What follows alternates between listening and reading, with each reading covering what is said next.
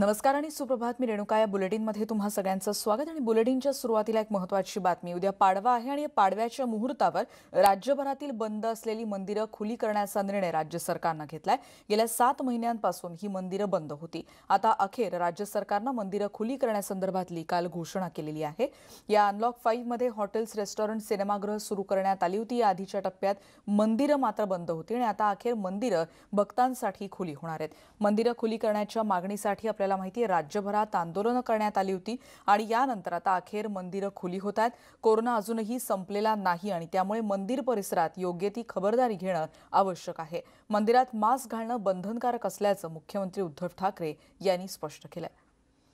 त्यामुळे निश्चितच आपण बघतोय की मोठ्या प्रमाणात यासाठी आंदोलनं करण्यात आली होती की मंदिरं उघडा, कारण त्याच्याशी संबंधित व्यावसायिकांचं देखील या सगळ्या महिन्यामध्ये मोठं नुकसान झालेलं होतं. पण याबद्दल संमिश्र देखील प्रतिक्रिया येत होत्या की मंदिरं समज खुली करण्यात आली तर कोरोनाचा प्रकोप आणखीन वाढू शकतो का, असं देखील म्हटलं जात होतं. पण उद्यापासून आता राज्यातली मंदिरं उघडण्याचा निर्णय मुख्यमंत्र्यांनी काल घेतलेला आहे. त्यामुळे दिवाळीत महत्त्वाचा दिवस असलेल्या पाडवा आणि भाऊबीजेच्या दिवशी म्हणजे उद्या सोमवारी राज्यभरातली मंदिरं आता खुली होणार असल्याचं काल मुख्यमंत्र्यांनी स्पष्ट केलंय.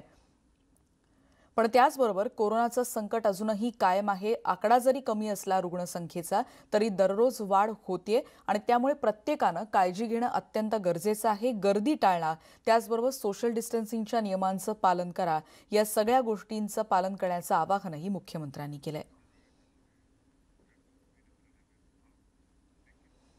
आणि राज्यभरातली मंदिरं खुली करण्याचा निर्णय घेतल्यानंतर पंढरपूर आणि शिर्डीमध्ये भाविकांनी काल मोठा जल्लोष केलाय. पंढरपूरमध्ये विठ्ठल रुक्मिणी मंदिरात या निर्णयाचं जंगी स्वागत करण्यात आलंय. त्याचबरोबर व्यापारी आणि नागरिक या जल्लोषात सहभागी झाले. दुसरीकडची आपण दृश्य बघतोय, शिर्डीतही भाविकांनी आनंद व्यक्त केलाय. कोरोनामुळे राज्यातली मंदिरं 17 मार्चपासून बंद आहेत. मंदिरं खुली होणार आहेत आता उद्यापासून. त्यामुळे भाविक आणि ग्रामस्थांनी पेढे वाटून हा आनंद साजरा केला.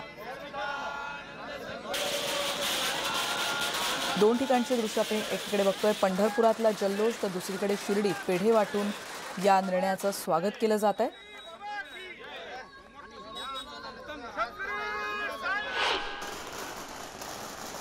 आता जी दृश्य आपण बघतोय देहूमधली, कारण प्रार्थना स्थळ उघडी होणार आहेत, उद्यापासून खुली होणार आहेत. मुख्यमंत्री उद्धव ठाकरे यांनी तशी माहिती दिल्यानंतर संत तुकाराम महाराजांच्या मंदिराबाहेर विश्वस्तांकडून फटाक्यांची आतषबाजी करत हा आनंद उत्सव कसा साजरा झाला तेव्हाची दृश्य आपण बघतोय.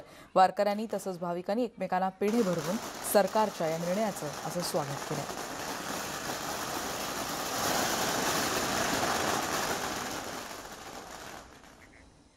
आता आपण